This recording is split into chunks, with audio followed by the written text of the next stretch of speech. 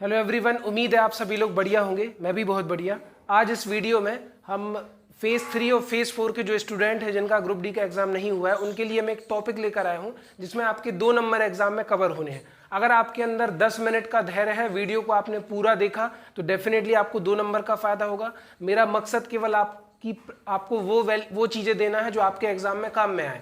और जिनका group D का एग्जाम हो चुका है, अगर उन्होंने इस वीडियो पर क्लिक किया है तो मैंने डॉक्यूमेंट वेरिफिकेशन और मेडिकल पर वीडियो बना रखा है। मैंने अभी जुलाई के महीने में दोनों दिए हैं, तो आप डिस्क्रिप्शन में जाके दोनों को देख सकते हैं और अपनी तैयारी पहले से कर सकते हैं। और फिजिकल की तैयारी कैसे करनी है वो भी मैंने वीडियो बना रखा है, तो डिस्क्रिप्शन में लिंक दे दूंगा।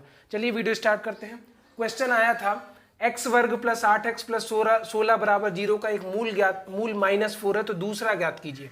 X square plus 8x plus 16 बराबर 0 का एक रूट -4 है, तो दूसरा रूट क्या होगा। पहली बात, अगर ऐसा सवाल आपको आ जाए ना तो आप क्या करिएगा, सबसे पहले आप इक्वेशन लिखो x square plus 8x plus 16 बराबर 0। इसको करने का पहला तरीका क्या है, एक्स स्क्वायर का जो कोफिशिएंट है वो 1 है, मतलब एक्स स्क्वायर में 1 का गुणा है, x में 8 का गुणा है और ये हमारा 16 कांस्टेंट टर्म है। ठीक है, तो आप क्या करिएगा, 16 का 1 में गुणा करिएगा, तो 16 का 1 में गुणा करेंगे तो कितना आ जाएगा 16। अब 16 के आपको इस तरीके से फैक्टर लेने हैं कि दोनों को जोड़ने पर बीच का टर्म आ जाए और दोनों का गुणा करने पर ये आ जाए, है ना। तो 16 एकम 16, प्लस प्लस का प्लस ही रहेगा। अब इसके मैंने फैक्टर ले लिए, प्लस का 4 और प्लस का 4, तो 4 और 4 8 हो गया, 4 चौको 16 हो गया। साइन का ध्यान रखना है, दोनों को जोड़ने पर 8 हो जाए, दोनों का गुणा करने पर 16 हो जाए।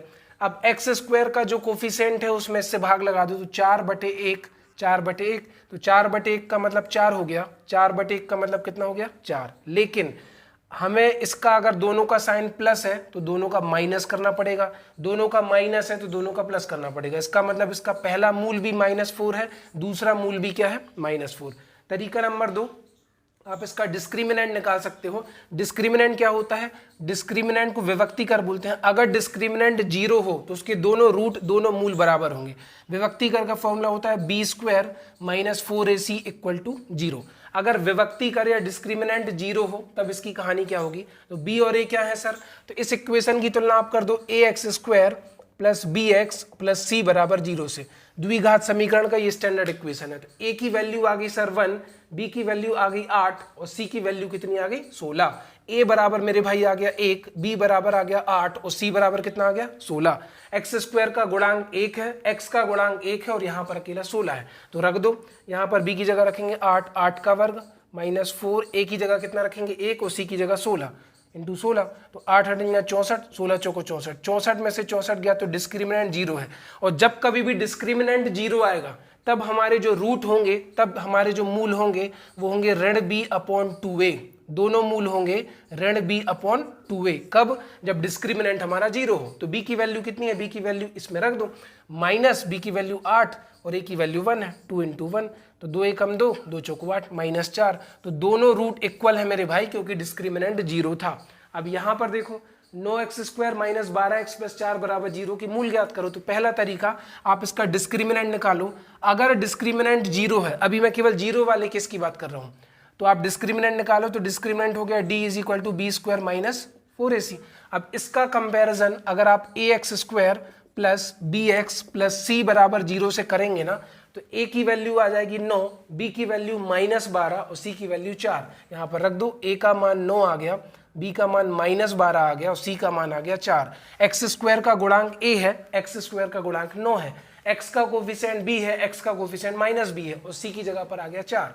रख दो वैल्यू, तो b की जगह -12 का स्क्वायर -4 इंटू a कितना है आपका 9 इंटू c कितना है 4, तो 12 का वर्ग 144, माइनस माइनस प्लस हो जाएगा, 9 चौको 36, 36 चौको 144, 144 में से 144 गया 0।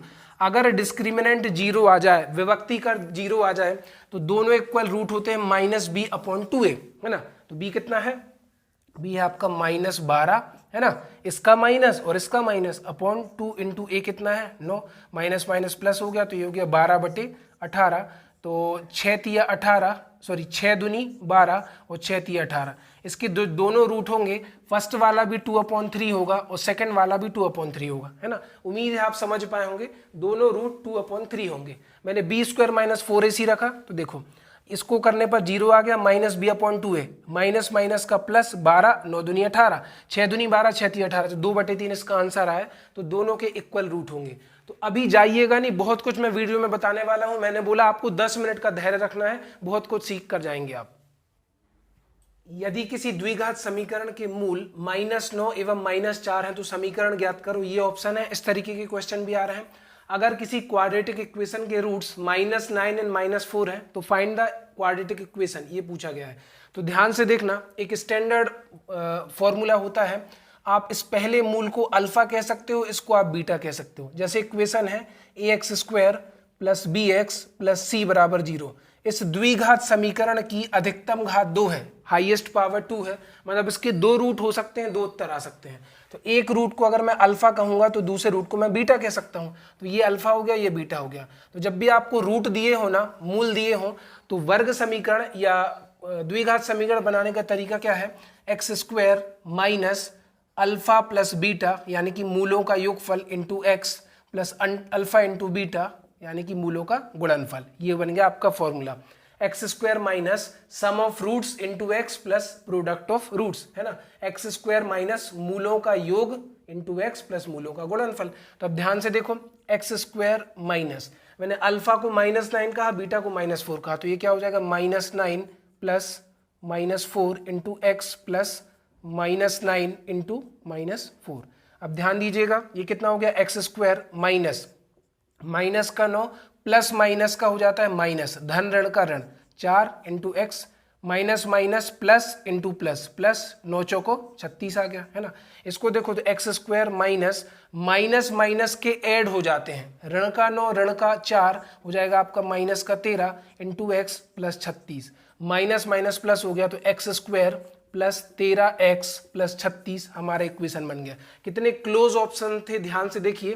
तो इसका आंसर आपका क्या हो जाएगा, सी ऑप्शन, है ना। अगर दोनों रूट माइनस में हो ना, ध्यान से मेरी बात को सुनना, अगर दोनों रूट माइनस में हो ना तो पूरा इक्वेशन प्लस में जाता है। अगर दोनों रूट माइनस में हो तो पूरा इक्वेशन प्लस में जाता है। दोनों माइनस में थे तो यही आंसर था, इनकी तो बात ही अलग थी, 2 जगह माइनस आ रहा है और ये तो है ही नहीं। अब इसके बाद क्या करेंगे, ध्यान से सुनो, अल्फा प्लस बीटा, ये स्टैंडर्ड इक्वेशन आपको याद रखना हो जब आपके रूट दिए हो। अगला सवाल क्या है, k का मान ज्ञात कीजिए अगर 2x² प्लस kx प्लस 3 = 0 की मूल वास्तविक एवं बराबर हो। अब 3 कंडीशन बनती है, डिस्क्रिमिनेंट यानी कि विभक्ति कर या तो 0 के बराबर होगा, डिस्क्रिमिनेंट या तो 0 से बड़ा होगा, डिस्क्रिमिनेंट या तो 0 से छोटा होगा। जब विभक्ति कर 0 के बराबर हो तो आप कहोगे 2 बराबर वास्तविक मूल होंगे, 2 बराबर वास्तविक मूल होंगे। जब d 0 से बड़ा है तो आप कहोगे 2 भिन्न वास्तविक मूल होंगे। अगर d इज इक्वल टू 0 तो 2 equal roots are there, if d greater than 0 2 real and distinct roots are there. अगर d 0 से छोटा है तो कोई भी वास्तविक मूल नहीं होगा, कोई भी वास्तविक मूल नहीं होगा। हमारे 10th क्लास तक वास्तविक मूल, वो फिर 11th 12th में आप पढ़ते हो। तो इसमें तो इन्होंने बोल दिया कि मूल वास्तविक एवं बराबर है तो विभक्ति कर 0 है। अब विभक्ति कर मतलब क्या होता है, d बराबर b² माइनस 4ac। अब इसमें आप बताओ a की वैल्यू कितनी है, आप इसकी तुलना ax² plus bx plus c बराबर 0 से कर दें। x² का गुणांक a, तो a की जगह पर 2, x का गुणांक b, तो b की जगह पर k और c की जगह पर 3। तो यहाँ पर आ गया a is equal to 2, b बराबर आ गया k और c इज इक्वल टू आ गया 3, रख दो। तो यहाँ पर रखेंगे k² माइनस 4 इंटू 2 इंटू 3 और इक्वल टू में क्या चल रहा है, 0। तो 4 दूनी 8 तिया 24, तो -24 जब उस तरफ जाएगा ना, माइनस पक्षांतर होगी तो धन का हो जाएगा, है ना। अब ये देखो k के ऊपर 2 की घात लगी तो 2 उत्तर आएंगे भाई, माइनस और प्लस वाला आंसर चला गया। हमारा आंसर यही हो सकता था क्योंकि द्विघात समीकरण के हमेशा 2 उत्तर होते हैं, तो प्लस में भी होगा माइनस में भी होगा। कैसे, यहां से वर्ग हटाओगे ना, यहां से वर्ग हटाओगे तो उस तरफ रूट लग जाएगा और 24 के फैक्टर हो गए 2 3 6 सॉरी 2 दूनी 4 दूनी 8 तिया 24। तो जिसका पेयर बन गया वो बाहर आ जाएगा, तो 2 का पेयर बना, अंदर बचा 3 दूनी 6 और प्लस माइनस, क्योंकि द्विघात समीकरण तो 2 उत्तर आएंगे, तो इसका आंसर आएगा +-2√6। उम्मीद है आपको वीडियो समझ में आ रहा होगा। कहीं पर भी डाउट है तो कमेंट करके बताइएगा।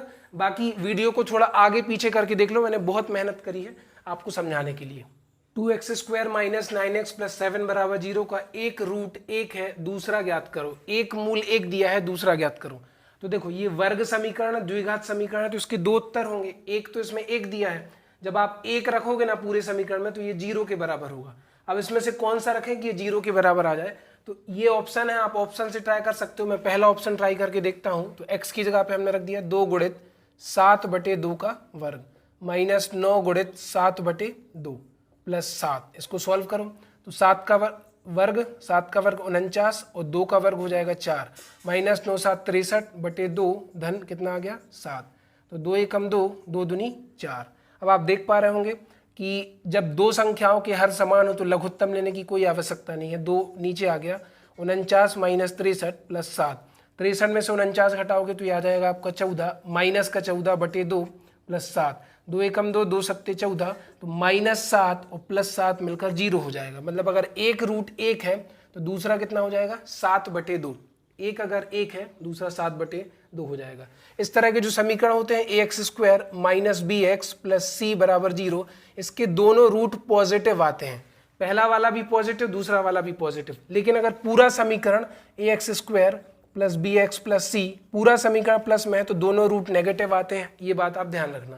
तो आप इस तरीके से भी कर सकते थे। आप इसको क्यों ट्राई करेंगे, जब दोनों रूट पॉजिटिव आने हैं तो इन दोनों में से करेंगे। पहले मैंने इसको किया तो 0 आ गया। अब वो कह रहा कि इसके आप मूल ज्ञात करो।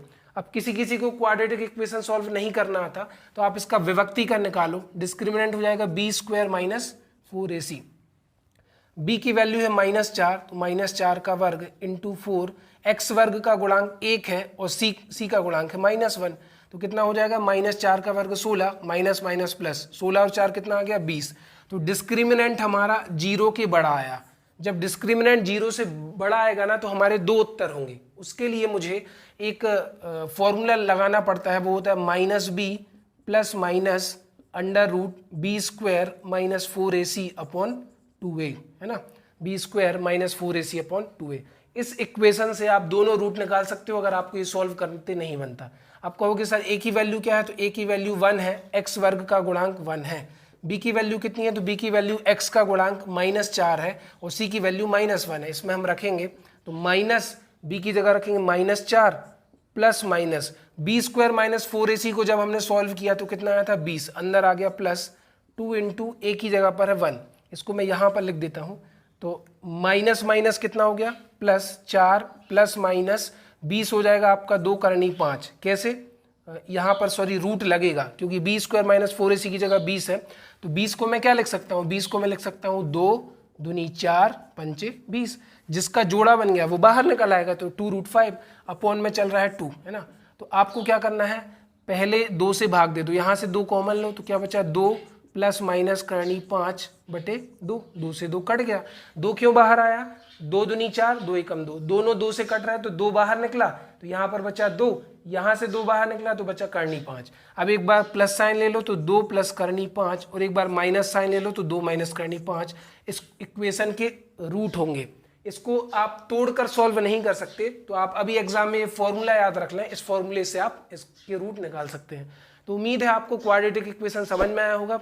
अगर क्लास बढ़िया लगी है तो अपने ज़्यादा से ज़्यादा फ्रेंड को शेयर करिए जिनका भी ग्रुप डी का एग्जाम बचा है, और आप भी इस वीडियो का फ़ायदा उठाइए। Thank you so much. मिलते हैं नेक्स्ट वीडियो में। नमस्कार।